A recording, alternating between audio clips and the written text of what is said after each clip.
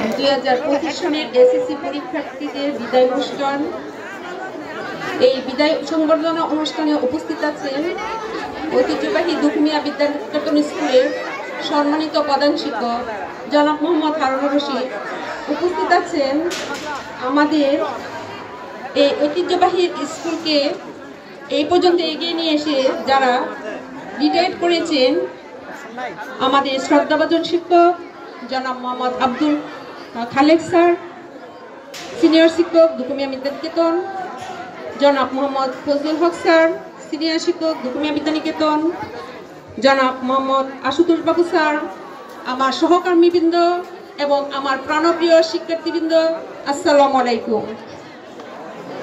এই বিদায় আমরা প্রতি বছর দিয়ে থাকি, খুব ভালো লাগে। বিদায় কথা যদিও খুব কষ্টের, কিন্তু আমি মনে করি না, তাদের উচ্চশিক্ষার জন্য একটা স্থান পরিবর্তন মাত্র। তাদেরকে আমরা তোমরা খুবই ভাগ্যবান যে তোমরা এই জায়গায় এসে পৌঁছেছো এবং তোমাদেরকে আমরা বিদায় দিতে পেরেছি। এটা একটা বড় ধাপ। এক ধাপ পেরিয়ে তোমরা ভবিষ্যতে আরেকটা উন্নত শিখরের জন্য যাবে। তোমাদের জন্য আমাদের অনেক দোয়া রইল। যেহেতু বিদায় বেলা 5টি বছর তোমাদেরকে যা শিক্ষা দিয়েছি সেখান থেকে ভালো শিক্ষাগুলো তোমরা গ্রহণ করবে এবং খারাপগুলো যেগুলো আছে সেগুলো তোমরা ত্যাগ করবে। সুপ্রিয় শিক্ষার্থীবৃন্দ, শিক্ষা জন্ম থেকে মৃত্যু পর্যন্ত। আজকে থেকে তোমাদের মাঝে আমাদের কথা বলা শেষ হবে। 2025 এসএসসি পরীক্ষার্থী, তোমরা এই 5টি বছর আমাদের কথাগুলো ক্লাসে মনোযোগ দিয়ে শুনেছো না, তাতে কোনো অসুবিধা নাই। কিন্তু আজকে আমরা যা বলবো দু একটা কথা তোমরা মনোযোগ দিয়ে শুনতে চেষ্টা করবে। সুপ্রিয় শিক্ষার্থীবৃন্দ, তোমরা তোমাদের পরীক্ষা 10ই এপ্রিল। তোমরা এই 10ই এপ্রিলের পরীক্ষার পূর্ব প্রস্তুতি তোমাদের সবার আছে।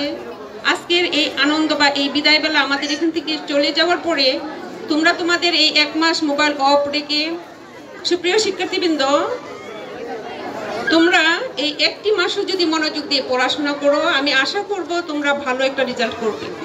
আমার অনুরোধ এটাই থাকবে যে তোমরা মোবাইল অফ করে তোমরা ইমো, মেসেঞ্জার, ফেসবুক, ইউটিউব এগুলা বন্ধ রেখে একটু এই 1টা মাস তোমরা পড়াশোনা করো। আমাদের কাজ একটাই, তোমরা পড়াশোনা করবে, শিক্ষিত হবে, ভালো জায়গায় যাবে। একমাত্র শিক্ষকরাই অন্য ছেলেদের ভালো দেখে আনন্দিত হয় এবং খুশি হয়। একমাত্র শিক্ষকরাই হিংসা করে না কখনো যে আমার ছাত্র ভালো রেজাল্ট করেছে। অন্য যে কেউ তোমার প্রতিবেশী, বন্ধু বান্ধব দেখবে যে কেউ ভালো রেজাল্ট করলে তারা হিংসা করে, বলতে চায় না। কিন্তু আমরা একমাত্র শিক্ষকরা বলি যে আমাদের 10টা A+ হয়েছে, গোল্ডেন পেয়েছে, সবাই ভালো করেছে। গর্ব করে আমরা খুঁজে বের করতে চাই আমাদের সেই ভালো শিক্ষার্থীদের। আমরা গর্ব করে বলতে চাই আমাদের সেই শিক্ষার্থীদের কথা। আমরা এই সারা বাংলাদেশে এবং বিশ্বে আমাদের অসংখ্য ছাত্রছাত্রীকে ছড়িয়ে ছিটিয়ে আছে ভালো জায়গায়। তোমরাও একদিন হয়তো সেই কথা মনে করবে যে হ্যাঁ, আমরাও ভালো জায়গায় এসেছি। আজকে হয়তো এখনো স্কুলে আছো, সেটা বুঝতে পারতেছো না। উপরের লেভেলে গেলে বুঝবে যে আসলে আমরা স্কুলে ছিলাম। আজকেও একটা ছেলে এখানে আসছে, ওই স্কুলের এই পরিবেশ দেখে আমারও মনে হলো এখানে একটু যাই, বারবার স্কুলে ফিরে যেতে ইচ্ছে করবে। কিন্তু আজকে তোমাদের শেষ দিনে, তোমরা আমাদের কথা শোনার মাধ্যম আজকেই শেষ। এমনিতে তোমাদের সাথে দেখা হবে, কিন্তু এইভাবে স্কুলের ছাত্র ছিলে এইভাবে বলতে হবে যে ছাত্র ছিলাম। ছাত্র আর বলবে না যে স্কুলের ছাত্র।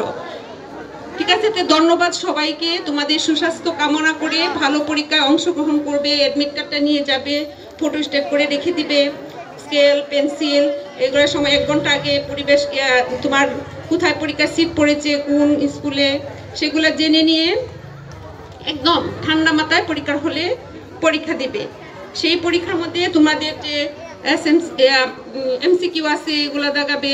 তারপরে এগুলা নাম, রুল ঠিক মতো লিখে, ক্লাসে এতদিন বলেছি আবারও সেটা স্মরণ করিয়ে দিচ্ছি।